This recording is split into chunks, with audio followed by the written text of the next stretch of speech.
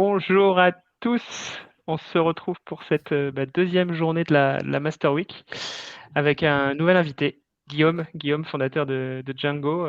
Ravi Guillaume, hein. Salut à tous, merci Alexis pour l'invitation. Trop cool. Trop cool. Guillaume avait déjà participé à un premier webinaire sur Faro, sur l'expérience de prospection que je conseille d'aller voir, qui est disponible sur YouTube. Aujourd'hui, ce sera un thème qui est un petit peu différent, même s'il est relié. Il est dedans, mais un thème plus précis qui est celui de la prospection multicanal. Donc aujourd'hui, qui est utilisé. Donc on gagne encore une étape, on sophistique un petit peu ce qu'on a vu hier. La prospection multicanal, c'est tout simplement utiliser différents canaux. Souvent, on parle de l'email et de LinkedIn pour arriver à rentrer en contact avec ses prospects, de maximiser en tout cas le taux de réponse. Ça reste un sujet qui est pas facile, qui est un peu plus technique que le cold email tout seul.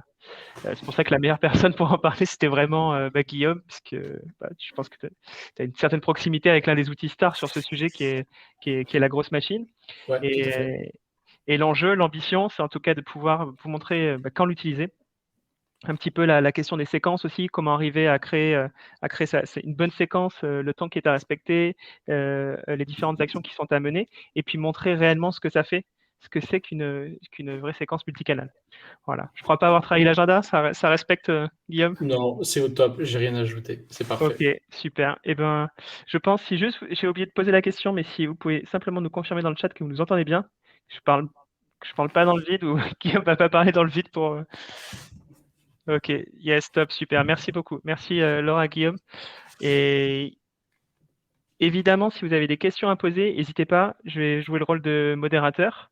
Donc, toutes les questions, enfin, celles qui vous paraissent les plus simples, les plus complexes, n'hésitez pas à les poser. On est là pour ça, pour qu'à la fin, vous puissiez connaître un petit peu plus le sujet du multicanal et à s'adapter aussi en fonction de votre connaissance du sujet. Donc, le chat est fait pour ça et je modérerai tout au long. Ok, allez, je te laisse la parole, Guillaume. Ouais, super. Ouais, donc l'idée aujourd'hui, c'est de parler un petit peu de l'approche multicanal en prospection.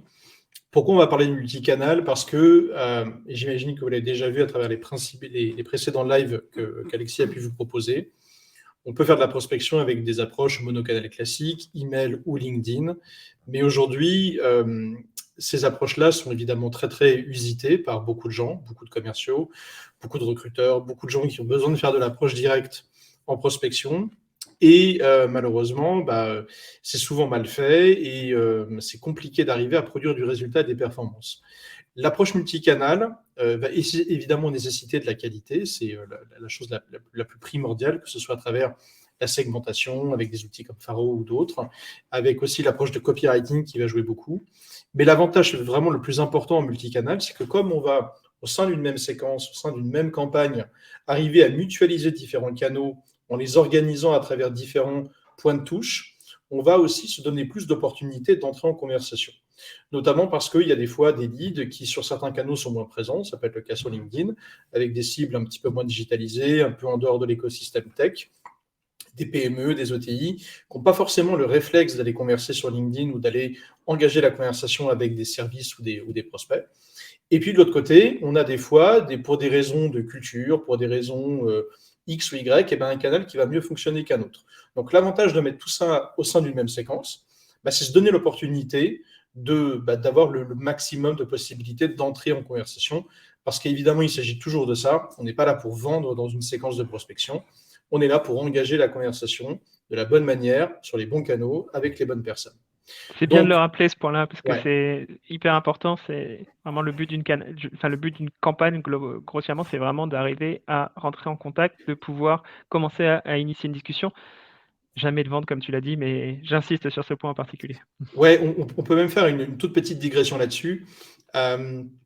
Faut comprendre qu'aujourd'hui, la commodité d'usage des outils de sales automation, les Lemlist ou Alaxi, la Growth Machine que nous on utilise beaucoup, Emelia, Woodpecker, enfin bref, il y en a plein, qui permettent d'automatiser sur ces canaux-là, a rendu l'approche extrêmement spammante. Donc, je suis le premier à être sursollicité par ces approches-là. Donc, en règle générale, je ne sais pas comment c'est pour vous, mais moi, je reçois à peu près entre 3 à 5 messages par jour de boîtes, de sales, d'indépendants, de freelance qui veulent me proposer des produits ou des services. Évidemment, tout le monde a le droit de prospecter, c'est bien normal. La problématique, c'est que quand on se retrouve à être le énième à faire ça, on a sacrément intérêt à se détacher du lot, à avoir une proposition de valeur qui soit la plus segmentée possible, la plus alignée sur les prospects qu'on va adresser. Et par ailleurs, il faut qu'on ait la bonne approche, la bonne manière, au bon moment et avec les bons outils. Donc tout ça pour dire qu'au final, ça devient de plus en plus technique, ça devient de plus en plus complexe pour faire les choses bien et produire du résultat. Ceci étant, quand on le fait bien, quand on respecte chaque approche du funnel, que l'on part de l'identification, le travail sur les ICP et les personas, l'enrichissement de la data, l'adressage des bons leads pour les bonnes raisons en fonction d'insights qu'on est allé chercher de façon efficace, nous permet, quand on a tout ça, d'engager les bonnes conversations dans la bonne séquence. Et donc ça, c'est vraiment le cœur du multicanal qui va en plus se corréler très souvent à une approche d'account-based marketing, ce qu'on appelle l'ABM, qui va nous permettre d'avoir une approche la plus personnalisée possible et la plus en lien avec des signaux d'affaires qu'on aura identifiés au préalable. Et donc, tout ça mis ensemble nous permet dans des séquences multicanales d'avoir vraiment du résultat. C'est vraiment ça l'idée, et toujours dans une logique, c'est ce que disait Alexis, d'engager la conversation et d'être le moins possible dans une approche de vente, parce que c'est ce que font 90% des sales et qu'ils le font mal, et c'est typiquement le fameux message qu'on reçoit tous du type « Bonjour First Name, je suis machin de la société truc, nous développons les produits et les services A, B, C, D, je suis sûr que pour compagnie name, blablabla, blablabla, quand seriez-vous dispo dans les prochains jours ?» Bon, ça, c'est direct à la poubelle parce que ça ne produit pas de résultats, c'est pas focus sur les leads que l'on adresse, c'est pas en lien véritable avec une proposition de valeur qui fit avec les problématiques identifiées du lead, et puis surtout, c'est des patterns de reconnaissance de la part des leads qui vont recevoir ce message-là, qui vont clairement leur dire, tiens, encore un, qui m'envoie un message de prospection classique, je peux le ranger dans la caisse poubelle. Donc, il faut être créatif, il faut multiplier les points de touche, et c'est là où le multicanal entre véritablement en jeu. Tu voulais rebondir sur un point, Alexis, là-dessus, ou on continue ? Non, je voulais revenir sur ce point justement de créativité. Effectivement, je pense que ça permet cette créativité-là. Pas artiste, mais presque. On peut créer des séquences, en tout cas, qui sont un tout petit peu plus inattendues que celles qui sont présentées souvent sur la partie emailing. Ouais, complètement. Et ça, alors là aussi, le choix des outils va être déterminant parce que, en fonction des features que l'outil va nous permettre d'opérer, on va pouvoir mettre plus ou moins de créativité dans ces séquences. Pour le dire très simplement, si on prend par exemple un outil qui est très bien par ailleurs, comme Lemlist, qui est très connu, Lemlist permet de faire du multicanal, mais en version purement linéaire. C'est-à-dire qu'on va avoir une étape 1, une étape 2, une étape 3, une étape 4, et on va avoir comme variation possible le temps entre chaque étape. Mais par ailleurs, on ne pourra pas apporter ce qu'on appelle du conditionnel, c'est-à-dire dire si mon lead ne répond pas, ou s'il ouvre mon mail, mais qu'il ne répond pas, s'il fait ci, s'il fait ça, etc., conditionner la suite, la prochaine étape de la séquence. Ça, c'est ce que vont permettre de faire des outils comme la Growth Machine, que nous, on recommande principalement, dont on est partenaire à la fois partenaire d'intégration, c'est-à-dire qu'on forme des gens sur l'implémentation de ces outils, on les forme pour maîtriser et avoir de l'impact avec cet outil, et puis tout ce qui est autour, générer du copywriting, de l'intégration de façon propre. Donc, quand on a les bons outils, on peut, je dirais, exprimer sa créativité. Et la créativité, elle ne s'exprime pas simplement dans le fait de pouvoir faire varier les canaux ou faire varier les temps entre chaque séquence. Elle va aussi s'opérer dans le fait de pouvoir, dans chaque étape, pouvoir faire varier la façon dont on approche les gens. Aujourd'hui, si on prend l'exemple de LinkedIn, on peut, via LinkedIn, adresser un message écrit. On peut, avec des outils comme la Growth Machine, envoyer des audios automatisés. On peut intégrer des vidéos personnalisées ou des vidéos standardisées avec des outils comme Loom, avec des outils comme Vidyard, ou comme Cloud App, enfin, il y en a plein. Il y a même des outils, nous d'ailleurs on est partenaire d'un outil qui va bientôt sortir sur le marché, qui permet de faire de la vidéo ultra personnalisée at scale. C'est quelque chose qui marche très très bien, on l'a testé notamment dans le recrutement, c'est vraiment efficace pour faire de la chasse de talent. Bref, on a plusieurs façons d'adresser les gens dans les séquences. Donc quand on cumule variété des canaux, plus variété de la typologie des messages dans chaque canal, on s'offre une palette de possibilités qui n'ont pas vocation à simplement dire « je le fais pour faire des choses différentes », et qui vont nous permettre de faire des tests, de mener des expérimentations pour comprendre véritablement sur tel ou tel type de cible ce qui marche bien, à quelle étape, sur quel canal et avec quel type d'approche. Et ça, c'est vraiment là où cette notion de créativité, elle fait sens. Et elle a un gros avantage, c'est que quand on trouve un pattern de fonctionnement, quand on trouve quelque chose qui, sur une audience, crée de l'impact, eh ben, on peut le reproduire pour le coup après at scale, en l'automatisant, le faisant sur un volume de plus en plus grand, si on a le volume en termes d'audience, et donc créer des effets d'échelle qui vont nous permettre d'avoir plus d'opportunités business et potentiellement plus de closing. Parce que c'est quand même ça la finalité, c'est pas de s'amuser à faire des séquences pour faire des séquences parce qu'on trouve ça cool, c'est vraiment de générer des opportunités business. Et donc ça, on se donne plus notre palette d'outils est beaucoup plus large pour le faire avec le multicanal. Carrément, Donc, ça donne envie de voir la suite. Ok. Donc, une question qu'on peut se poser néanmoins, c'est est-ce qu'il est nécessaire dans mon approche business de faire du multicanal?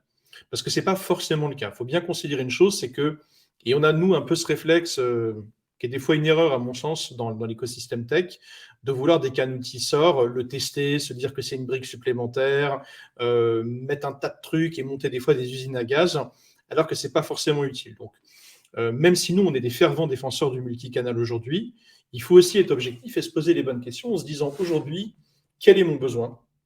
Quelle est la cible que je dois adresser? Sur quel canal cette cible est-elle présente? Et est-ce que ça justifie du coup de mettre en place des outils de prospection multicanal? Prenons un exemple tout simple. Si ma cible, c'est des commerçants, des artisans dans les villes, je sais pas moi, les coiffeurs, les restaurants, les restaurateurs par exemple, bon, typiquement, une approche multicanal où on va faire du LinkedIn et de l'email, c'est complètement inutile. Ça ne fonctionnera pas parce que c'est typiquement une audience qui va être captée principalement par téléphone ou par courrier et en plus sur des créneaux horaires très particuliers qui sont liés à l'activité elle-même. On ne va pas envoyer des messages LinkedIn à des restaurateurs qui globalement ne sont pas présents et qui globalement ont autre chose à faire que de répondre à des messages LinkedIn parce qu'ils sont dans une activité qui est extrêmement dense au quotidien et qui nécessite toute leur attention humaine. En revanche, évidemment, si on adresse des cadres dans des grands groupes, dans des startups ou dans des industries qui sont beaucoup plus digitalisées, là, ça prend tout son sens. Donc, c'est vraiment se dire qu'en fonction des leads qu'on doit atteindre, de l'écosystème dans lequel on évolue, la pertinence de faire du multicanal va se vérifier ou pas. Donc ça, c'est vraiment un sujet important. Toujours se poser la question de est-ce que j'ai un intérêt stratégique à le faire? Et si oui, ensuite, quels sont les bons outils pour le faire? Alors ça, c'est le deuxième point qui est vraiment important, c'est quelle est la bonne stack technique? Parce qu'évidemment, il y a différents outils, il y a différents pricing, et en fonction de ça, on va pouvoir choisir les outils les plus pertinents. Dans les outils simples, quand je dis simple, c'est les outils linéaires comme Lemlist, on retrouve des petites choses aujourd'hui qui émergent. Il y en a même pas mal des outils qui sortent quasiment tous les 3 mois, j'en vois des nouveaux. Notamment, je pense à des outils comme Expandy, qui était typiquement un outil qui faisait que du LinkedIn et qui maintenant commence à faire du multicanal. Certains fonctionnent avec un petit peu d'assemblage sur du Zapier. On a des outils comme Skyleads, on a des outils, voilà, on pourrait en citer plusieurs. Et puis, évidemment, les plus connus, Wallaxy, qui n'est pas moi un outil que je recommande pour plein de raisons, notamment des raisons de stabilité technique et puis de risque de bannissement sur LinkedIn. Alors, il y a les pour, il y a les contre. L'outil a l'avantage d'être très peu cher, vraiment très, très abordable financièrement. En revanche, il y a beaucoup de features qui ne sont pas présentes et en termes de sécurité pour les comptes LinkedIn, moi, j'ai beaucoup de contre-exemples qui me laissent à penser que ce n'est pas l'outil à recommander pour avoir une stack durable et sur laquelle on puisse s'appuyer. Le gros avantage de la Growth Machine que nous on utilise principalement, c'est que c'est un outil qui tourne avec ce qu'on appelle un widget, c'est-à-dire un petit programme informatique que vous allez télécharger sur votre ordinateur et qui va faire tourner les automatisations en local. À la grosse différence d'autres outils qui fonctionnent en cloud ou qui fonctionnent sous forme d'extensions. Les extensions sont détectées par LinkedIn parce qu'elles sont présentes et visibles dans votre navigateur.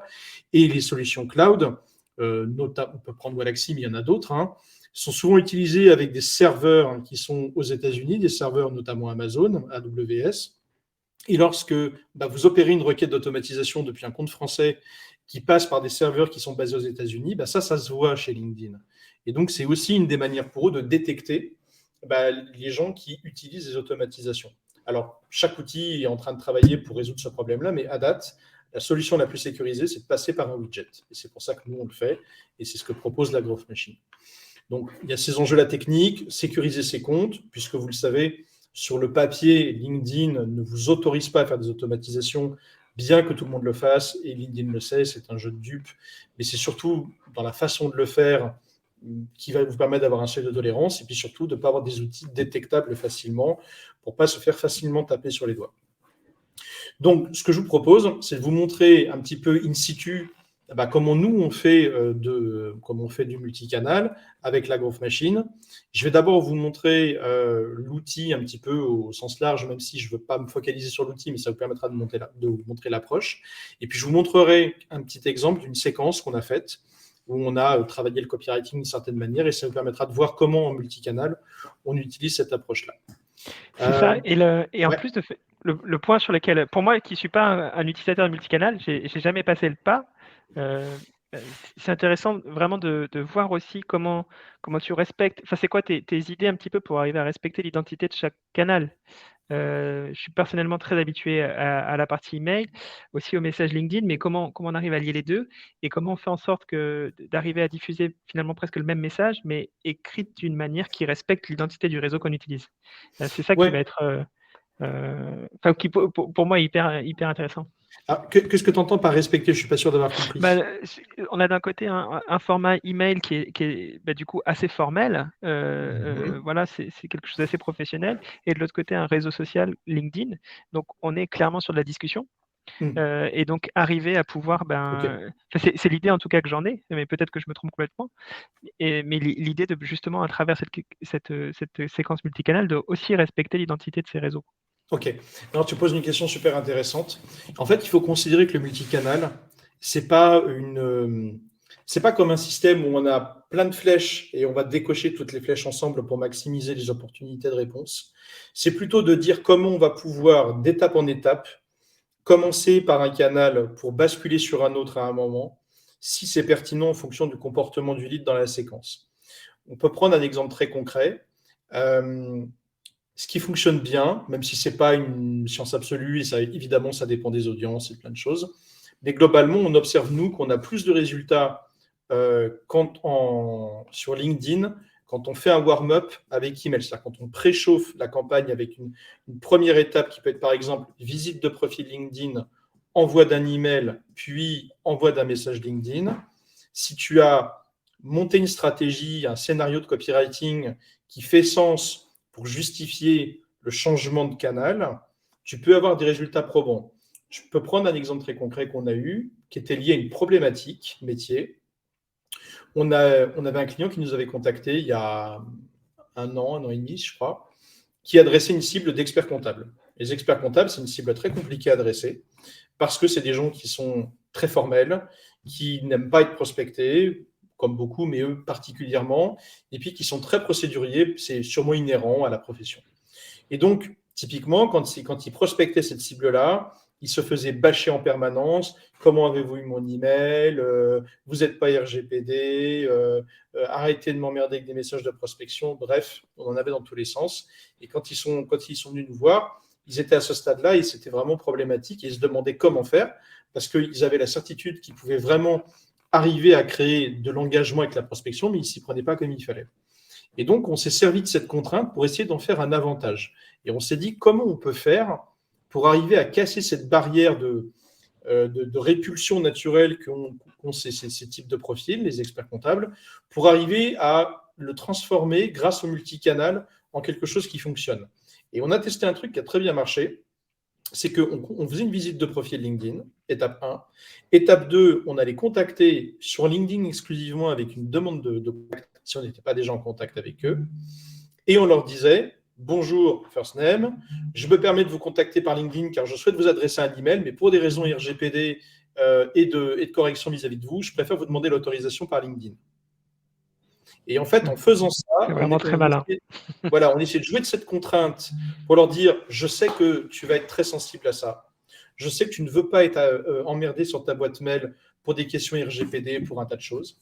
Et du coup, par respect pour toi et par correction et par éthique, je te contacte pour te demander l'autorisation de t'écrire un email. Ce qui, d'une certaine manière, nous mettait dans une approche super smart.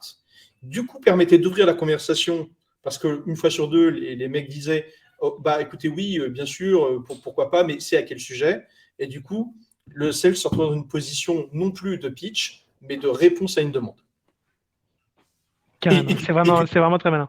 Voilà. Et du coup, par ailleurs, après, l'échange se poursuivait soit sur LinkedIn par email, mais le taux de spam chutait et les intros étaient bien meilleurs. Ouais, carrément, carrément. C'est quelque chose peut-être qu'on va voir de plus en plus sur nos clients Faro. Mis en place. Oui, je pense, mais tu vois, il y a plein de trucs qui fonctionnent comme ça. Je peux donner encore un autre exemple pour terminer là-dessus. Ça illustrera avec un autre angle. On avait aussi un client qui avait besoin d'adresser les secrétaires commerciales dans les grands groupes.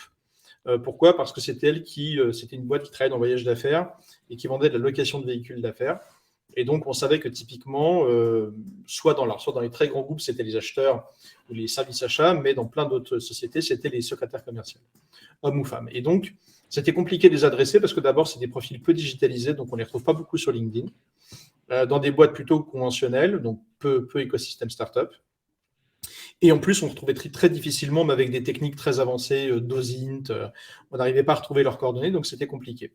Donc, ce qu'on faisait, on allait contacter via LinkedIn dans un premier temps, ou par email quand on n'arrivait pas à les avoir.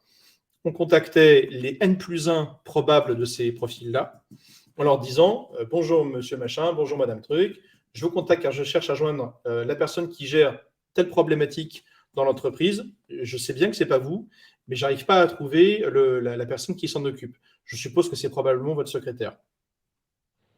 Et en général, comme c'était des profils N-1 qui étaient sollicités vis-à-vis d'eux, ils n'avaient aucun problème pour refiler la patate chaude parce qu'en termes de seniorité, ça ne leur posait pas de difficulté.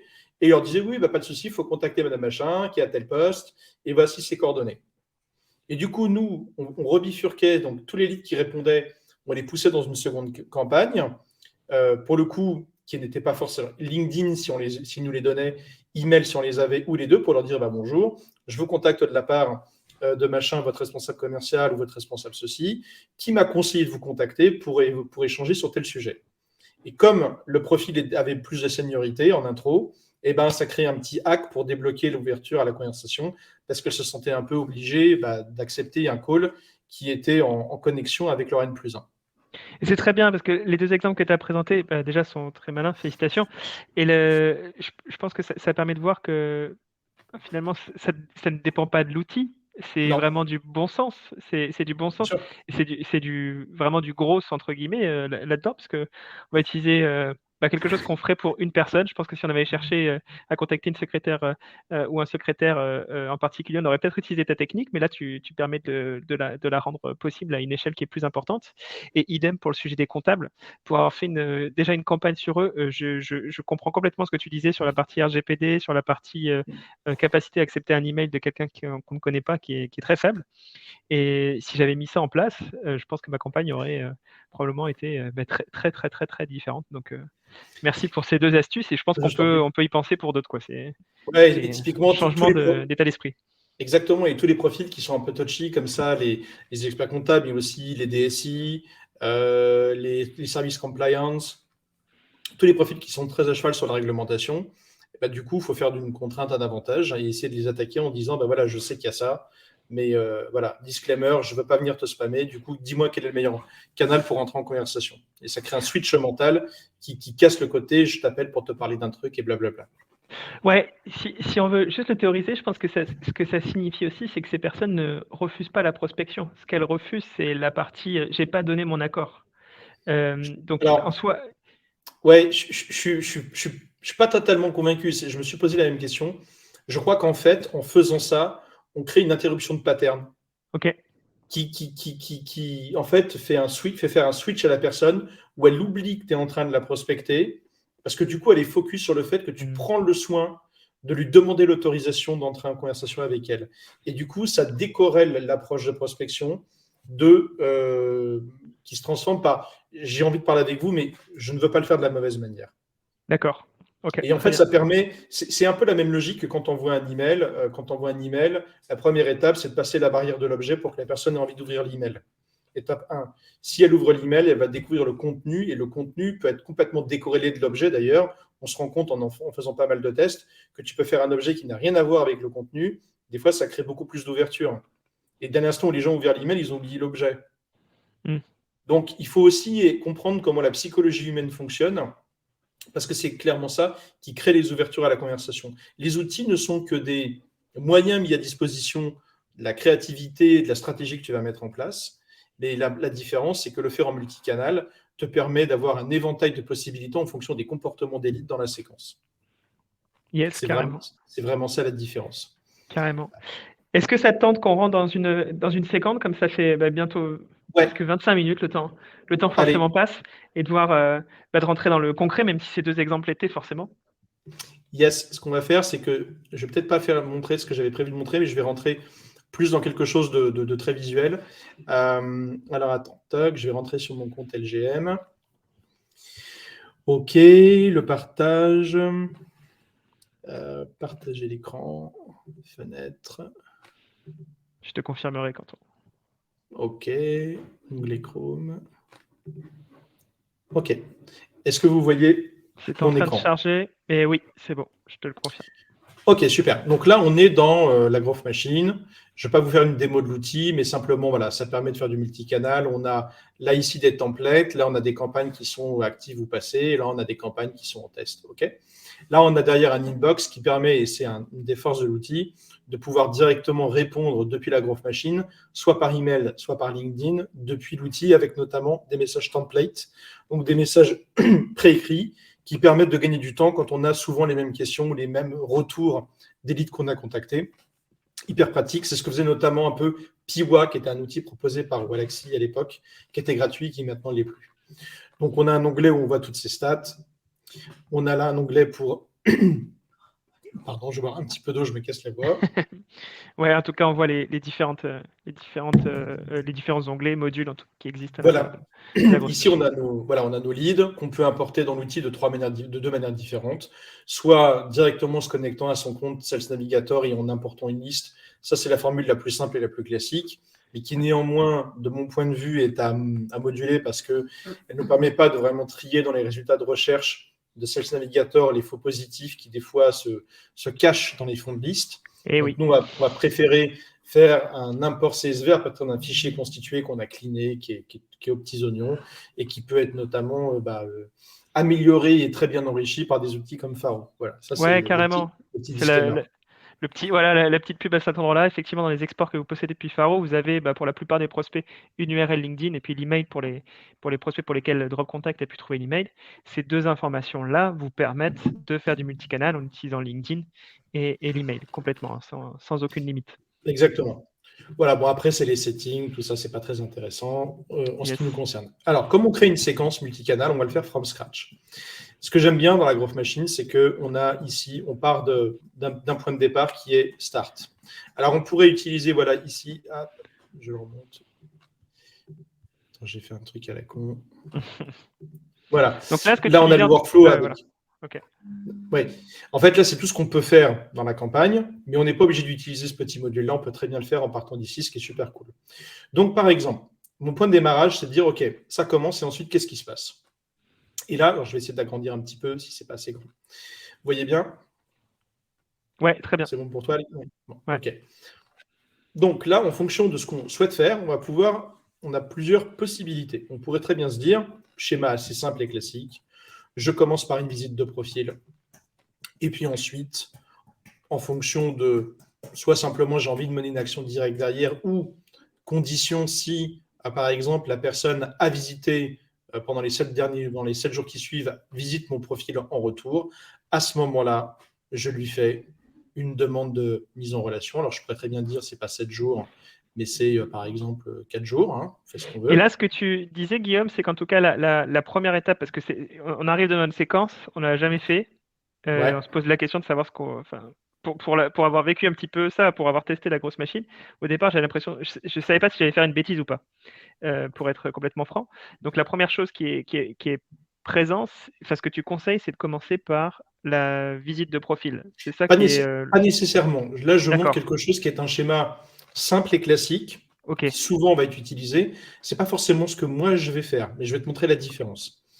Donc là, schéma assez classique, on commence par une visite de profil, et puis, ça c'est l'avantage du conditional logic, en fonction du comportement. Si j'ai une visite de mon profil en retour par le lead, à ce moment-là, je fais une mise en relation, et puis on peut dire condition, si après X jours, mon truc n'est pas accepté, ou si pendant X jours, mon invitation est acceptée, à ce moment-là, je vais envoyer un premier message. Premier message qui pourrait être message écrit ou un message vocal enregistré. Ça, c'est une des features super cool. Je vous montrerai comment on peut le faire après. Et puis, on pourrait très bien dire, si j'ai pas de réponse au bout de tant de jours à ce message, à ce moment-là, je pourrais très classiquement aller, comme dans un monocanal, envoyer un second message LinkedIn, etc.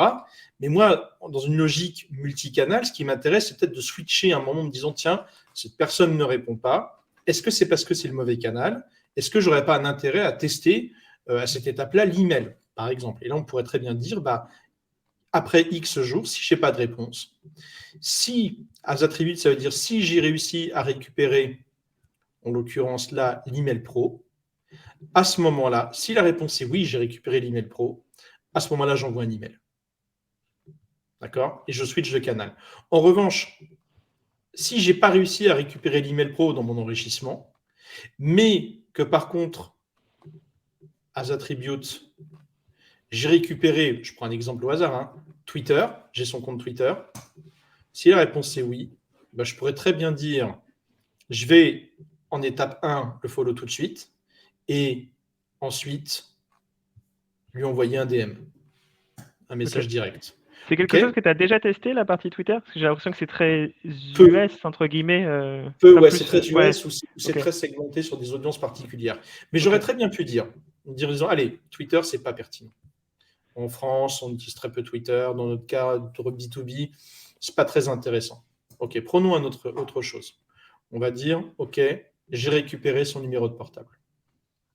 À ce moment-là, si c'est oui, je vais essayer de plugger via ce qu'on appelle un webhook. Alors, on ne rentrera pas dans le détail ici, mais le webhook permet de créer des connexions avec des outils tiers via les clés API. Donc, je pourrais très bien utiliser un outil qui me permet, par exemple, de faire du SMSing ou encore mieux du ringless voicemail. Donc, concrètement, qu'est-ce que c'est? Le ringless voicemail, c'est des outils qui permettent de déposer des messages audio préenregistrés sur la boîte vocale des téléphones portables des gens, sans le faire sonner les téléphones. Donc, en gros, tous les gens dont j'aurais réussi à récupérer le portable, je pourrais plugger un outil, il y en a plusieurs, il y en a un notamment qui s'appelle Drop Cowboy qui fait ça. Il y a aussi Slide Broadcast et qui me permet donc d'enregistrer mon message et d'automatiser l'envoi sur les téléphones dont j'ai récupéré le numéro. Et donc, ça me permettrait de dire, voilà, j'ai trois canaux, LinkedIn ici. Ça ne marche pas, je bascule sur email si je l'ai. Et je pourrais dire là ici, voilà, si au bout de tant de jours, là, je n'ai pas de réponse par email, si c'est no reply tout simplement, ou si c'est no reply mais email ouvert, à ce moment-là, je pourrais très bien dire, si il ne m'a pas répondu mais qu'il a ouvert mon email, je lui envoie un email spécifique. Mais en revanche, si il ne m'a pas répondu mais qu'il n'a pas ouvert mon email, peut-être ce n'est pas le même email que je devrais lui envoyer. Parce que là, j'ai une information, il a ouvert mon email, mais il ne m'a pas répondu. Est-ce que c'est parce que ma proposition de valeur n'était pas pertinente? Est-ce que c'est parce qu'il n'a pas accroché? Du coup, est-ce que je peux tester un argument plus fort ici que je ne vais pas utiliser ici? Parce que là, je ne vais pas déployer toutes mes cartouches. Ce n'est pas la peine de déployer un deuxième argument. Il ne l'a juste pas ouvert. Donc peut-être que je peux le relancer d'une autre manière, sans griller mes cartouches d'arguments ici. Donc, c'est ça l'intérêt du conditionnel. Et c'est tout l'intérêt de la growth machine, c'est de pouvoir dire en fonction du comportement et des informations que j'ai sur où mon lead en est dans ma séquence, je vais créer l'action d'après qui va être la plus pertinente possible. Donc ça, c'est des séquences déjà un petit peu complexes, mais sur les premières étapes, c'est relativement simple. Mais j'aurais très bien pu dire... Ah pardon, ouais. je me permets de te couper justement. Oui, comme effectivement, tu as une montée en... Ce que je comprends de l'outil et de la partie multicanal, c'est que c'est vraiment capable de s'adapter à une certaine complexité. Enfin, on est capable en tout cas de rendre la campagne de plus en plus complexe. Si au départ, tu conseilles justement de faire sa première campagne multicanal, qu'est-ce que tu ferais? Tu limiterais en nombre d'étapes, tu en mettrais 2, tu en mettrais 3, ou alors tu ferais quand même quelque chose d'assez complexe? Comment tu t'y prendrais? On pourrait très bien dire pour une approche beaucoup plus simple. Enfin, moi, ce que j'aime bien faire, sur des choses simples, je fais en démarrage. Comme j'ai déjà enrichi mon fichier au préalable, je n'ai pas besoin de passer par la visite de profil qui est l'étape en fait où LGM, la growth machine, va enrichir en email en passant par l'API Drop Contact. Moi, j'ai déjà fait ce travail-là en amont, donc je considère que ici, c'est pas ça que je voulais faire. Par exemple, je peux dire très bien, hop, Si je suis en contact avec cette personne sur LinkedIn, à ce moment-là, j'envoie un message vocal. Si je ne suis pas en contact, à ce moment-là, as attribute, hop, email. Si c'est oui, email. Voilà, ça pour moi, c'est déjà un schéma hyper simple. Ouais. OK. Et puis là, je peux même dire un truc très malin. Je peux même dire si mon email est bounce, à ce moment-là, je fais revisite de profil et là, demande de mise en relation. Ça, c'est très pratique parce que justement, quand on fait que de la séquence email, cette partie bounce qui est présente, elle existe forcément sur au moins 5% des emails sur Drop Contact. Ça stoppe la campagne.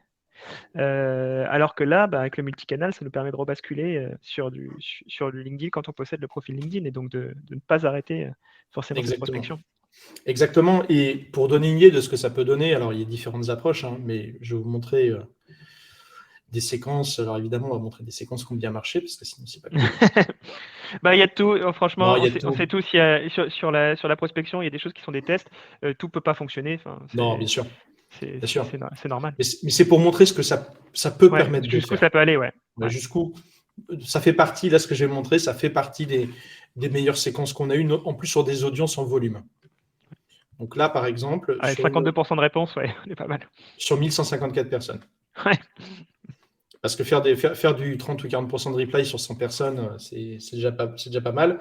Sur plus de 1000 personnes, c'est pas le même enjeu. Ça veut dire qu'il y a un travail en amont. Et alors, j'insiste beaucoup là-dessus. Encore une fois, c'est pas l'outil qui fait la différence. Même si vous avez vu, ça aide beaucoup parce que ça permet de construire des séquences où on peut faire preuve d'originalité. Mais là, ce qui a créé, notamment dans cette séquence, l'impact, c'est que le travail de compréhension de l'écosystème business, de la problématique, et le travail sur les personas buyers, sur l'enrichissement des leads, sur la segmentation de l'audience, elle est vraiment là la différence. Quand on a compris qui on doit vraiment adresser, pour quelles raisons et avec quel argument, c'est plus l'outil qui fait la magie, c'est la stratégie et le temps qu'on a passé à faire ce travail de réflexion en amont. Finalement, à cette étape-là, quand on a bien fait les choses, l'outil n'est finalement qu'un moyen qu'il faut set-up, qu'il faut paramétrer et après appuyer sur un bouton. Et évidemment, on a besoin que l'outil qu'on choisit pour le faire ne plante pas, ne nous mette pas en difficulté d'un point de vue sécurité. Donc, on a besoin d'avoir des outils fiables sur lesquels s'appuyer, mais l'outil ne vient qu'appuyer une stratégie de départ. Ouais. Ça, c'est vraiment important. On avait une question d'Eric qui nous disait justement les 1154 prospects, c'est énorme, alors qu'on nous conseille plutôt des petites listes, c'est souvent le discours qu'on a. Je ne sais pas le niveau, exactement la cible de ta campagne, Guillaume, mais pour revenir dessus. Là, je peux vous donner les détails. Voilà, mais en tout cas, juste pour apporter un élément là-dessus, souvent on vous conseille 50, 100 sociétés, des fois différentes, parce que c'est des contextes qui sont vraiment différents. Oui, tout à fait. Mais si, par exemple, vous avez une campagne qui est sur, je sais pas, les directeurs hypermarchés de chez Intermarché, il y en a, je sais pas, 500, 600 ou 700 peut-être dedans. Ces gens-là ont les mêmes problématiques. Donc, vous allez pouvoir avoir une campagne qui est segmentée et qui va pouvoir s'adresser à 600 ou 700 personnes en même temps. Donc, il faut, faut le remettre en... Je peux rebondir sur ton exemple parce qu'on a eu à traiter d'un cas comme ça, très, très spécifiquement, où on devait aller attaquer les directeurs des magasins Intermarché et des magasins Leclerc sur 2 campagnes différentes. Et je pense que c'est la campagne la plus difficile qu'on ait eue parce que ce sont des audiences qui sont très, très difficiles à capter en termes de data. Notamment parce que entre les propriétaires et les directeurs, qui étaient nos 2 cibles dans chaque campagne, les propriétaires, c'est les plus difficiles parce que c'est des gens qui sont relativement âgés, très peu digitalisés, peu présents sur LinkedIn. Et quand ils y sont, ils sont très peu actifs. C'est des profils avec 2-3 contacts qui répondent pas, qui ont un profil LinkedIn mais qui ne l'utilisent pas. La data email est très compliquée, notamment chez Leclerc, parce qu'en plus, il y a eu un changement de pattern sur les noms de domaine il y a à peu près 8 à 10 mois, où ils sont passés en point Leclerc. Et point Leclerc, il n'y a aucun outil qui les retrouve en enrichissement, ni Drop Contact, ni quoi que ce soit d'autre. Donc là, il faut faire appel à des techniques un peu plus filou, un peu plus border, moins RGPD. Il faut aller taper dans des leaks, c'est-à-dire des fuites de données, etc. Donc, ce n'est pas la méthode que je recommande le plus. Et des fois, on est contraint quand on a vraiment des problématiques très particulières qui sont rares, mais celle-ci en était une. Et on a eu un taux de récupération malgré beaucoup d'efforts et en passant par des étapes, ce qu'on appelle de sirénisation. C'était compliqué. Et du coup, on avait une toute petite audience à l'arrivée. Je crois qu'on avait un peu moins de 150 leads à adresser, côté Leclerc. Et je peux même vous la montrer, la campagne, hein, parce on l'a ici. Ça donnera un petit peu, tu vois, dirigeant Intermarché, campagne Leclerc. Toc, toc, on peut montrer celle-là, par exemple. Tu vois, 154 personnes, 23% de réponse. Alors, c'est pas mauvais, mais c'est pas ce que nous, on attend. Et sur une petite audience en plus. Et on a fait du multicanal avec une campagne qui était pourtant, tu vois, bien pensée. On avait un copywriting qui a été, je pense, bien travaillé. On avait notamment des niveaux de réponse intéressants sur les premiers messages. Enfin, on a fait pas mal de choses pour que. On a beaucoup travaillé en amont, mais très très compliqué. Donc on a. Et tu vois, si tu veux voir un petit peu la campagne dans le détail, on peut regarder les messages ici. Mais c'est ça qui peut être intéressant de regarder là sur les 10 dernières minutes qui nous restent à peu près, Ouais. de pouvoir voir un petit peu comment tu articules ça, comment tu articules entre messages, même sur un exemple que tu avais pris sur la campagne que tu voulais présenter au départ. Hein, mais, Ouais, tiens, je vais te la montrer. Hop, attends, je vais changer mon. Et j'en profite pour répondre à la question de Kenneth qui nous parle du copywriting. Enfin, que signifie le copywriting? Le copywriting, c'est simplement l'écriture. En fait, le terme est de plus en plus utilisé pour décrire l'écriture qui permet de susciter de la curiosité, qui permet de vendre, en tout cas de faciliter le travail des sales par la suite. Ouais, c'est exactement ça. Est-ce que vous voyez mon écran à nouveau là? Avec ma presse. Oui, on voit ton écran. Ok. Toc. Donc ça, je ne rentre pas dans le détail, mais ça, c'était donc la stratégie justement pour la problématique Leclerc. Adresser en premier lieu les profils directeurs dans une campagne multicanal et pour les ICP qui ne répondent pas. Donc pour les profils qui ne répondent pas, adresser les profils propriétaires dans une seconde campagne. Ça supposait qu'évidemment, on ait la data des deux côtés. Objectif, créer un effet icebreaker, donc quelque chose qui brise la glace pour obtenir plus de réponses. Et puis pouvoir aussi, pour notre client, identifier le niveau d'équipement actuel des leads. En l'occurrence, c'est une boîte qui vend des machines qui transforment la petite monnaie en bon d'achat. Un truc qui cartonne aujourd'hui et qui fait beaucoup de bruit dans l'écosystème. Et évaluer l'intérêt des leads pour les bornes de notre client. Donc détection d'intérêt également. Donc comment on a fait? On a même une campagne où on a d'abord vérifié si on avait l'email pro. Tout ça a été fait en amont, évidemment. Si c'est le cas, on envoie un premier email pour briser la glace.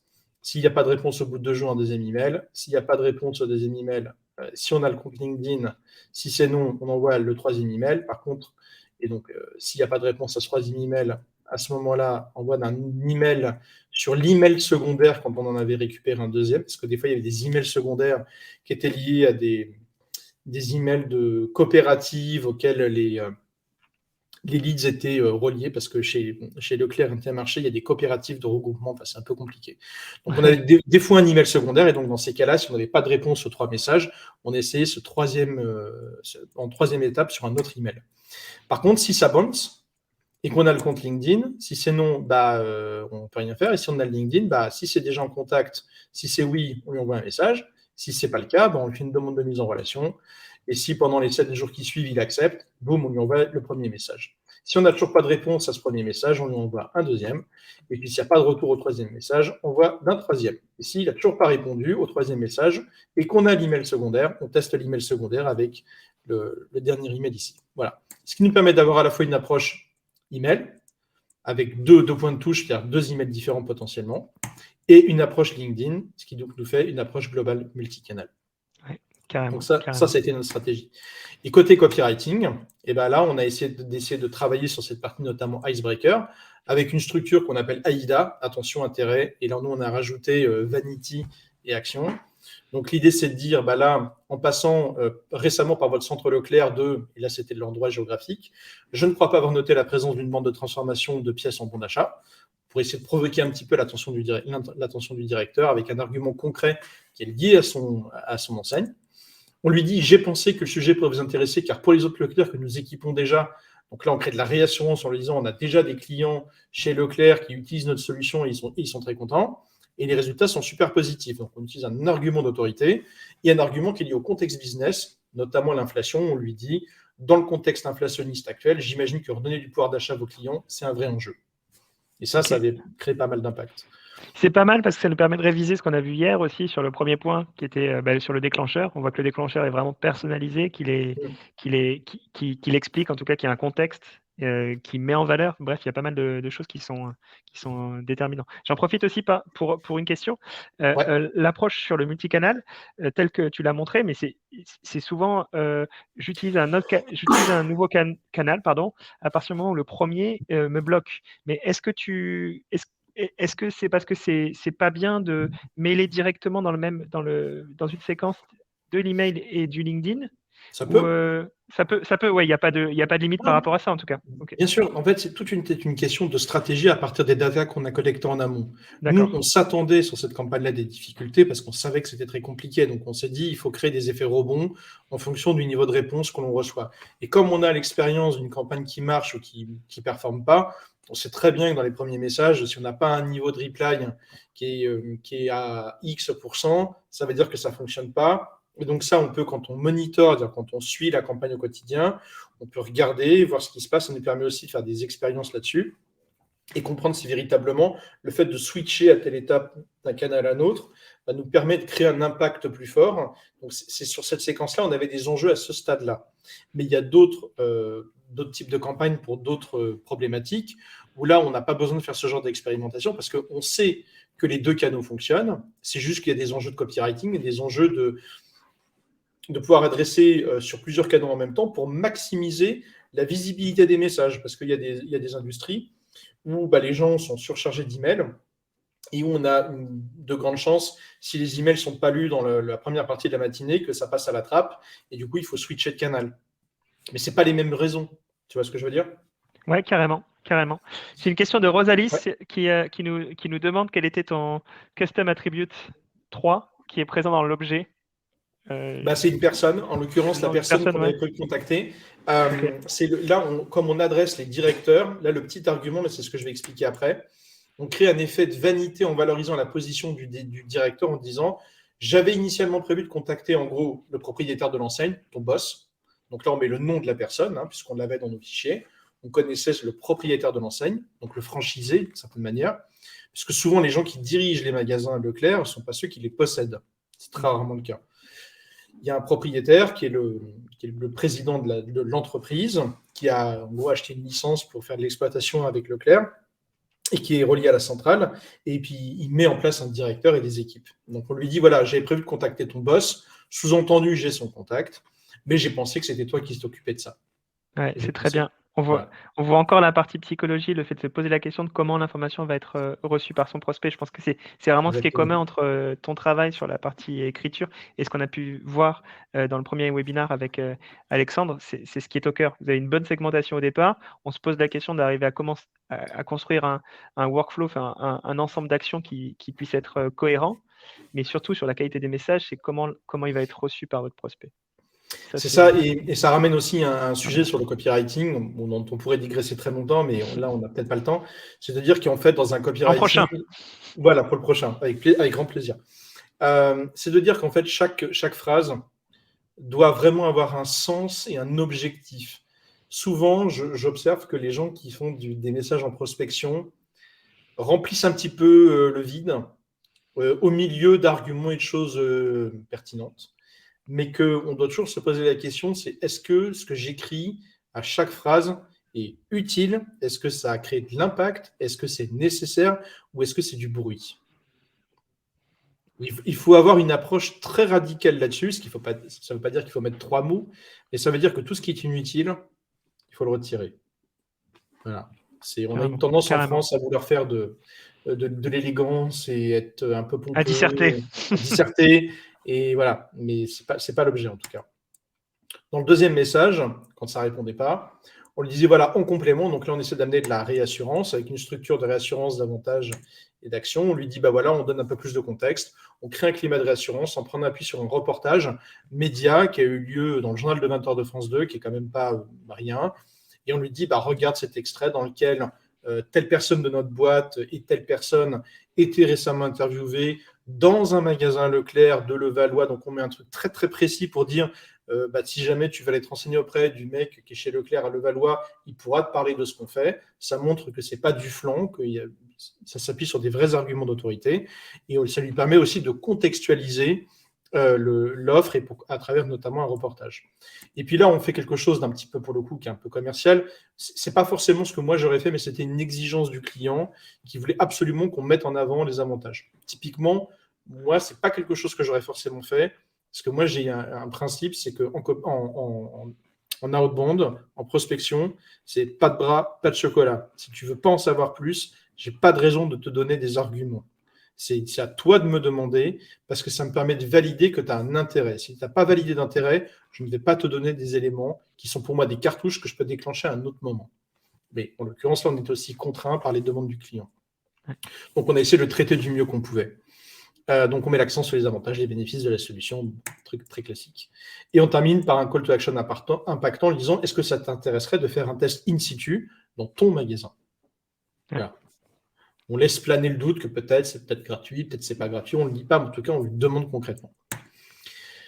Troisième email, quand ça ne répondait pas, bonjour prénom, avec une structure un peu break-up, on crée un effet de rupture. Bon, un peu classique, hein. N'ayant pas eu de retour, je suppose que ce n'est pas vous qui gérez le sujet en interne, navré pour le dérangement. On essaie d'être un peu direct en lui laissant penser qu'on en a fait une déduction directe. On ne lui pose pas la question, est-ce que c'est toi, machin. On lui dit non, bon, ok, manifestement, c'est pas toi. Du coup, je vais contacter ton boss. On essaie de créer un petit peu un porte-à-faux en évoquant une prise de contact avec son N+1, avec l'idée peut-être que ça peut créer un malaise parce que si on contacte son boss et que son boss trouve le truc intéressant, mais qu'on va lui dire qu'en fait, ça fait 3 fois qu'on essaie de contacter son directeur, mais que l'autre, il ne répond pas, c'est une manière de lui dire peut-être ce serait quand même bien qu'on se parle. Donc là, on joue un peu là-dessus pour créer un peu cet effet d'inconfort, tout en restant évidemment très correct. Et puis, on finit par un call to action. Si c'est une autre personne qu'il faut plutôt joindre, par contre, dis-le moi. Auquel cas, ça m'évite de contacter ton boss et j'ai directement la bonne personne. Ouais. Donc, voilà un peu la logique. Et puis l'email de follow-up, quand on n'avait pas réussi sur le premier email, on lui disait, voilà, j'ai tenté de te joindre sur ton email pro, blablabla, mais apparemment, ce n'est pas la bonne adresse. Comme je voulais échanger avec toi sur tel sujet, qui transforme la monnaie en bon d'achat, transforme la petite monnaie en bon d'achat. D'ailleurs, tu en as peut-être entendu parler dans les médias. Du coup, je te fais un petit message et si tu veux, on peut en parler par téléphone. Donc ça, c'est vraiment le truc un peu à la fin, on n'a plus trop de choix. On essaie de lui dire bon, écoute, tu n'as pas répondu au premier email, on teste cet email-là, mais si jamais c'est pas encore le bon, si tu préfères par téléphone, vas-y, réponds-nous, s'il te plaît. Donne-nous une coordonnée. Donne-nous une coordonnée. C'est ça l'idée. Et puis de l'autre côté, on reprend un petit peu la même logique par LinkedIn quand on n'avait pas la voie email. Donc voilà, on retrouve là un peu la même chose avec une petite variation sur la façon de présenter les phrases pour que ce soit un petit peu plus conversationnel parce que c'est LinkedIn, mais globalement, on retrouve la même structure, les choses un peu plus concises, mais c'est globalement à peu près la même chose. Et donc voilà ce que ça donne en termes de séquence, ce que je vous montrais avant. Okay. On a eu 23% de reply, etc. Voilà un peu la logique. Voilà. Et maintenant, si vous avez des questions, je vous écoute. Juste, j'en ai une avant. Si avec le recul, là, cette séquence, comment tu l'aurais améliorée ? Alors, je peux donner la réponse. Attends, j'arrête le partage. OK, c'est bon. Ce qu'on a déduit, puisque c'était une expérimentation pour le client, ce qu'on a déduit, c'est que pour améliorer la séquence, il fallait introduire une étape de call avec la récupération des numéros de téléphone. Parce que c'est une industrie où les gens sont finalement sur le segment directeur propriétaire peu digitalisé. Et par contre, on s'est rendu compte qu'avec des outils, en combinant du Casper, Lusha, Contact Out et Datagma, on arrivait à avoir un niveau de récupération des téléphones portables qui n'était pas dégueulasse. Et du coup, on s'est dit, si on peut automatiser ça avec un petit peu de préchauffage, avec du ringless voicemail en disant on fait un petit message audio qu'on enregistre en disant bonjour, je me suis permis de vous contacter par email et par LinkedIn sans succès au sujet de blablabla. Je voulais échanger avec vous un instant, j'imagine que ce n'est pas le moment idéal. Je vais vous envoyer un petit email ou un petit SMS pour vous en dire un petit peu plus et vous donner un peu de contexte. N'hésitez pas à regarder ça de plus près si vous souhaitez qu'on en parle directement, etc. Okay. Donc c'était vraiment une brique qu'on a identifiées comme étant pertinentes, et pour améliorer la séquence, on aurait amené cette brique phoning qui nous paraissait vraiment utile, en comprenant une chose pour finir, c'est que l'objectif de cette expérimentation, c'était d'arriver à digitaliser un process de prospection dans une industrie où la plupart des commerciaux sont essentiellement avec une approche de terrain. Voilà, c'était ça l'idée. J'ai intronisé cette question-là parce que je pense que c'est quelque chose des fois qu'on ne s'autorise pas en termes de temps. C'est-à-dire qu'on finit sa campagne, on récolte les résultats de sa campagne, et puis finalement on refait des campagnes. Et cette étape de un petit peu tampon, ce que nous on appelle post-mortem, c'est-à-dire on regarde ce qui s'est passé, on regarde ce qui a fonctionné, on regarde aussi ce qui n'a pas fonctionné, on fait des hypothèses, on essaie de corriger pour la suite. C'est toujours des choses qui sont assez nécessaires parce que ça peut, sur la outbound notamment, si vous travaillez sur une liste de 300 personnes à l'intérieur, si vous améliorez les choses de 2-3 points, c'est très significatif pour votre activité. En fait, c'est très, très, très significatif. Il n'y a pas de petit gain. Donc, ce travail de regard, en tout cas sur ce qui s'est passé, c'est comme a pu le faire Guillaume, ça a beaucoup de valeur. J'en profite. Non, pardon, tu voulais dire quelque chose Non, vas-y. J'avais Mathieu qui revenait sur la liste tout à l'heure. Ça a été. T'as soulevé des questions avec la présentation de l'audience de 1150 personnes. Parce qu'effectivement, on a toujours, nous, en tout cas, on a un discours qui est de dire de faire des petites listes. Je tiens le même. Tu tiens le même, voilà. Donc, je peux expliquer pourquoi. Ouais, bien sûr, carrément. Pourquoi, ouais. En fait, dans cette séquence qui avait 1152 personnes, on avait des enjeux de volumétrie qui étaient particulières parce qu'elles étaient liées au contexte. En 2 mots, on a bossé, la boîte pour laquelle on bossait est un groupe de premier plan dans l'industrie de la gestion de patrimoine et qui recrute ses collaborateurs sur des formats d'indépendants. Donc des gens qui vont se mettre en SASU, en auto-entrepreneur, en EURL, etc. Et ils ont un modèle d'accompagnement qui est très bien foutu, qui est très complet, qui permet vraiment aux collaborateurs de faire des belles carrières. Et les gens dans cette boîte-là sont des gens qui s'épanouissent vraiment beaucoup, ils cartonnent. Mais le passage psychologique de quelqu'un qui peut être dans une autre boîte, dans un statut de CDI bien confortable, est compliqué pour le faire switcher vers un modèle qui paraît plus dangereux et en tout cas moins sécurisant. Et comme dans cette industrie, les principaux cibles de recrutement, c'est les cadres de l'industrie bancaire, nous, tout notre défi, c'était de dire, dans différentes zones géographiques, on a fait des campagnes pour plusieurs antennes de cette boîte-là dans différentes zones de France. On l'a fait en Île-de-France, on l'a fait dans la région Est, on l'a fait sur la région toulousaine, je ne sais plus, on en a fait 4 ou 5 de mémoire. C'était de dire comment on peut les aider dans leur processus de recrutement, qui leur coûtait très cher et qui fonctionnait très mal. En gros, pour recruter un collaborateur, ils étaient obligés de mettre environ 15 à 20 000 euros sur la table avec peu de certitude de résultats, avec des schémas de recrutement classiques. Donc, nous, on leur a proposé de mettre en place une approche de growth recruiting basée sur la segmentation des leads à adresser dans l'industrie bancaire, assurance et finance, et de trouver un copywriting impactant pour générer des prises de rendez-vous avec les responsables régionaux des antennes pour lesquelles on bossait, pour qu'ils puissent, en one-to-one, leur pitcher leur solution, parce que eux, leur focus, c'est de dire, quand on est avec les gens en one-to-one et qu'on leur montre comment on bosse, on a des très bons niveaux d'intégration de collaborateurs. Mais franchir cette étape, cette barrière ils acceptent la conversation alors qu'on leur dit que c'est un statut d'indépendant, c'est rebutant. Donc, comment arriver à les intéresser sans trop dire que c'est un statut d'indépendant, mais sans le cacher non plus, et arriver à écrémer sur une audience qui doit être relativement large parce qu'on sait qu'il n'y aura pas forcément beaucoup d'intérêt, et comment on arrive à faire ça. Et donc, on est parti d'un enjeu de volume au départ qui était nécessaire, mais la réalité, c'est que l'approche a très bien marché et qu'en fait, ils ont eu beaucoup plus d'opportunités qu'ils en demandaient, et ils nous ont demandé aux 3/4 de la séquence d'arrêter parce qu'ils avaient trop de leads. Donc, ils ne savaient plus comment les gérer. Bons problèmes. Ouais, c'est des bons problèmes. Mais globalement, si j'ai bonne mémoire, sur les 590 personnes qui ont répondu, on a eu à peu près 210 ou 215 personnes qui étaient intéressées. Et au final, après écrémage, ça a généré par région à peu près une dizaine de recrutements. 10 recrutements pour un coût de prestation qui était le nôtre, qui était sans commune mesure, avec les 15-20 000 balles par tête. Ouais. Ok. Donc, ça leur a montré un process de d'identification des talents, de sourcing de talents.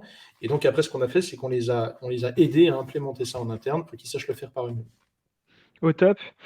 Si vous avez des questions, n'hésitez pas, c'est un peu maintenant, comme ça fait quasiment 1 heure qu'on est ensemble, le temps passe forcément vite.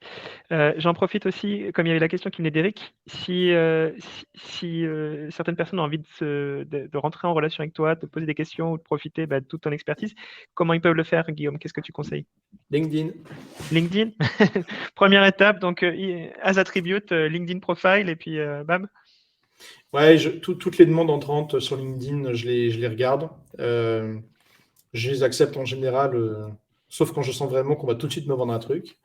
Ce qui est détectable assez rapidement maintenant. Non, mais plus simplement, faites-moi une petite note en me disant j'ai participé au live, je voulais échanger un instant avec toi, et puis je répondrai avec grand plaisir. Au top, au top, au top. Donc je crois qu'il n'y a pas trop de questions. N'hésitez pas, en tout cas, c'est maintenant ou jamais, quasiment. Non, vous pourrez le faire évidemment à d'autres moments. Mais donc le but aujourd'hui, c'était de vous présenter à travers toute l'expertise de Guillaume ce qu'on peut faire sur du multicanal. Déjà, vous expliquer ce que c'était. Je pense que Guillaume a plutôt rempli le contrat. De vous montrer, j'espère. N'hésitez pas à me dire s'il y a des choses sur lesquelles on n'a pas accès et qui auraient été profitables pour vous. Donc, de vous montrer la créativité qu'on peut avoir, vraiment qu'on peut créer des étapes, des workflows qui sont très simples et des workflows aussi qui sont très complexes, qui peuvent vous permettre de sauver vos campagnes si elles bounce, qui peuvent vous permettre de les prolonger, d'avoir une expérience très différente de la partie email. Et puis de confirmer un petit peu tout ce qu'on a pu dire hier, donc à travers les déclencheurs, la construction du message. Bref, c'était un peu une deuxième étape, une sophistication dans la prospection. On nous demande si tu sais le faire sur HubSpot aussi, ou si, mais j'ai un doute sur le fait que. C'est-à-dire le faire sur HubSpot. Parce que je crois que HubSpot propose aussi des fonctionnalités de multicanal. Je pense un peu à la Salesloft de mémoire, mais je n'ai jamais testé. Non, mais si, mais il y a Pipedrive, HubSpot propose de faire de la séquence automatisée. Je vous déconseille de le faire par ces outils-là, non pas parce qu'ils ne sont pas bien, c'est un super outil HubSpot. Il faut comprendre que les CRM aujourd'hui qui proposent de faire du sales automation le proposent sous un format technique qui est celui de l'email marketing. C'est-à-dire que et là il y a vraiment un enjeu de délivrabilité qui est important à comprendre, c'est que quand on envoie depuis un outil de cold email ou d'outils de prospection multicanal comme la Growth Machine, comme Lemlist, comme tous les autres, il y a des algorithmes qui sont utilisés pour que les messages soient envoyés au compte-gouttes tout au long de la journée en respectant un volume d'envoi journalier que vous devez paramétrer pour que ça colle avec les limites, les guidelines de LinkedIn, de votre compte Gmail, de votre compte Outlook, etc., en fonction de ce que vous pouvez faire et de ce qui va ou pas vous faire rentrer dans la catégorie des spammers. Et donc, ça, tout est fait pour que les serveurs de réception des destinataires que vous allez adresser ne perçoivent pas que c'est de l'automatisation avec un outil de cold email. Quand vous utilisez un outil type Mailchimp, de marketing automation ou les outils d'automation dans votre CRM, ça va envoyer ce qu'on appelle en blast, c'est-à-dire tout d'un coup à toute l'audience cible. Et quand les serveurs de réception voient arriver des tas de messages d'un même nom de domaine, d'une même IP, d'un même serveur d'envoi, ils vont comprendre que c'est de l'automatisation et ils vont avoir, dans de très nombreux cas, de la mise en spam, voire même des fois, vous pouvez être totalement blacklisté dès le début, sans même arriver jusqu'à la boîte spam. Donc, pour des enjeux de délivrabilité, moi, je déconseille, dans une logique de prospection, j'entends, d'avoir ce type de schéma-là avec ces outils-là. Ouais, carrément, je suis très d'accord. Sur la partie cold email, il faut faire attention à utiliser des outils qui sont dédiés sur la partie cold email. Et effectivement, tu as parlé de Mailchimp, tu as parlé des SendGrid, des choses comme ça. Converti, Sendinblue, tout ce que tu veux, Sarbacane. Voilà. Il y en a pas mal et même souvent on se retrouve, ça dépend un peu des configurations, mais on se retrouve à partager la réputation avec d'autres personnes qui envoient en même temps. Et donc, si quelqu'un a un mauvais comportement, même si vous êtes plutôt light et que vous envoyez juste 10 emails par jour, si lui a un mauvais comportement, vous allez être associé à son comportement. Donc, vous serez pénalisé de la même manière. C'est pour ça que finalement, pour 50, 100 euros, en vrai, autant investir sur un outil qui est dédié vraiment sur l'envoi de campagne outbound. Ouais, et pour finir sur le point que tu viens d'expliquer, qui est la synchronisation du custom domain, il ne faut pas oublier que même dans les outils de cold email, de multicanal, il faut évidemment privilégier la synchronisation de son nom de domaine plutôt que d'utiliser le serveur d'envoi mutualisé proposé par l'outil, parce qu'effectivement, vous allez, entre guillemets, être assujetti à la réputation de l'ensemble des gens qui utilisent ce serveur d'envoi mutualisé, et donc potentiellement avec des gens qui ne vont pas avoir des pratiques aussi bonnes que les vôtres. Ouais. Donc, toujours avoir le réflexe de paramétrer ce custom domaine.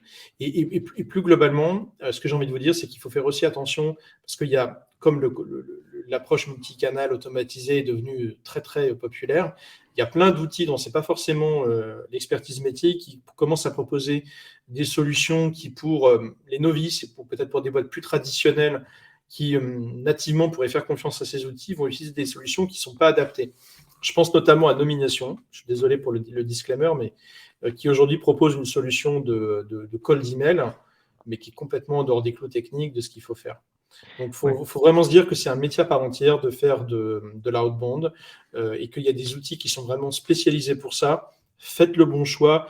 Il n'y a pas que la Groove Machine, mais prenez votre temps et posez-vous la question, est-ce que c'est vraiment un outil dont l'ADN est vraiment fait pour ça? Parce que c'est quand même important de préserver votre délivrabilité, votre réputation sur vos comptes LinkedIn et sur votre boîte mail. Ouais, très bien. C'est très bien. Ça me permet de faire une ligne là-dessus. Effectivement, un outil a une logique. Il y a des outils pour la segmentation, il y a des outils pour l'enrichissement, il y a des outils pour l'envoi des campagnes, il y a des outils pour la partie CRM. Et Exactement. chaque métier est très complexe, même si tout a l'air connecté. Et pour que chacun fasse très bien son métier, il faut vraiment avoir une spécialité sur un domaine en particulier. Et je conseille vraiment de choisir, en tout cas, peu importe les outils que vous choisissiez à l'intérieur de ces segments, mais de choisir des outils qui sont toujours dédiés par rapport à l'expertise que vous recherchez. Ça, c'est vraiment très déterminant. On est bien d'accord. Voilà, et puis pour tous ceux qui veulent prolonger la conversation, n'hésitez pas à me solliciter. Et voilà. Et puis, j'espère que je n'ai pas été trop dense et trop technique, et que je n'ai pas parlé trop vite. Mais voilà, en tout cas, c'est un sujet passionnant. Et le multicanal est vraiment aujourd'hui, à mon avis, l'approche la plus complète pour vraiment performer en prospection, à condition d'être bien maîtrisé. Au top. Merci beaucoup pour ce webinaire, Guillaume. Donc, comme tu l'as dit, on peut te contacter par LinkedIn pour plus d'informations sur Django, sur ce que vous faites, sur les prestations que vous apportez. Encore une fois, j'espère que ça vous a aidé sur ce webinaire. J'étais ravi de le faire avec toi. Et puis, pour les autres, on se retrouve. Le deuxième, on se retrouve demain pour un nouveau sujet qui sera lié cette fois au landing page, de nouveau avec Alexandre. Gros sujet qui est, je pense, très peu traité. Vraiment très peu traité. Alexandre Bring, qui est un top expert. Ouais, top expert sur le sujet. Il l'a refait 2 fois. Enfin, la nôtre, il a travaillé 2 fois dessus, toujours avec beaucoup de bon sens sur la landing page, sur la page de vente. Vraiment, je le conseille. Ce sera déterminant. D'accord. Super. Et ben, bonne soirée à tous. Merci à tous. Au plaisir. Ciao.